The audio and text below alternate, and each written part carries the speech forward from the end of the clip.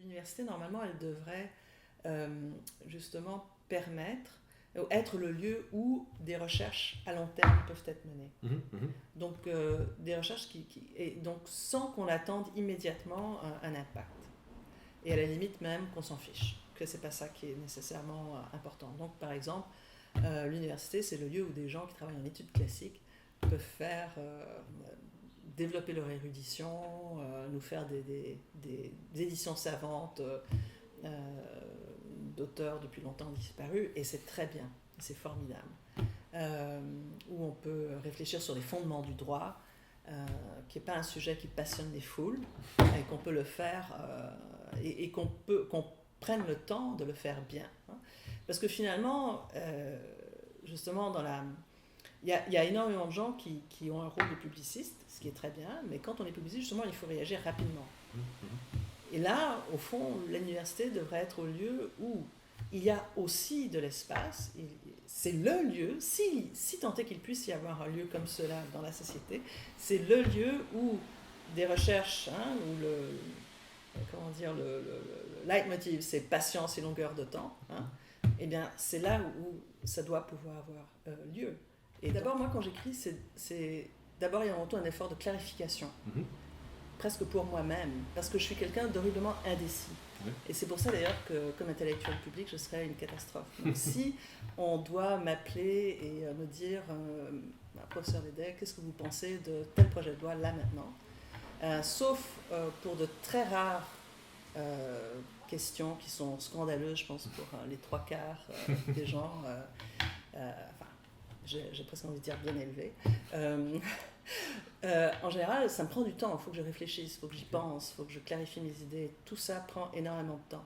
Donc pour moi, écrire et aussi faire une conférence, c'est une occasion à travers laquelle j'essaye d'abord de clarifier ce que je pense vraiment du problème. Donc, par exemple, le problème de l'institution parlementaire, c'est un vrai problème pour moi, mais la première chose que je veux faire, c'est essayer de clarifier tout ça.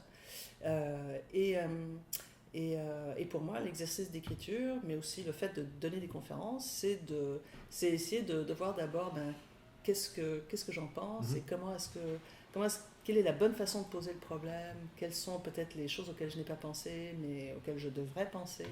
Donc c'est d'abord ça, pour moi, le travail que moi je fais. Okay. Ensuite, le travail de relais, on va dire. Alors quand tu dis, c'est vrai que je ne me considère pas comme intellectuel public, c'est dans le sens où le travail de relais médiatique, c'est pas un travail que j'envisage moi-même ou qui m'attire particulièrement. Okay. D'abord, donc, je pense que le travail de vulgarisation est très important, mais je pense pas que ça doive nécessairement être les mêmes qui jouent tous les rôles. Okay. Tu vois, c'est peut-être là, bon, voilà. Dans le sens où, écoute, les journées ont 24 heures, les semaines sont... Et que je pense que c'est très, très difficile. Il y a des individus qui sont capables de tout faire, mais ils sont très, très rares. Très, très rares. Moi, je peux penser à quelqu'un comme Philippe Van Parijs, par exemple. On pourrait peut-être penser au Canada à Charles Taylor. Mais des gens comme ça, c'est très, très rare. Donc, des gens qui sont capables vraiment de faire un travail de fond sur le plan théorique. Et qui sont aussi capables de faire le travail de vulgarisation, d'aller voir les décideurs, de faire tout ça. Et je pense que c'est quelque chose qui prend énormément de temps, et il me semble que c'est deux fonctions qui sont extrêmement importantes, mais ce n'est pas nécessairement les mêmes personnes qui doivent le faire de front.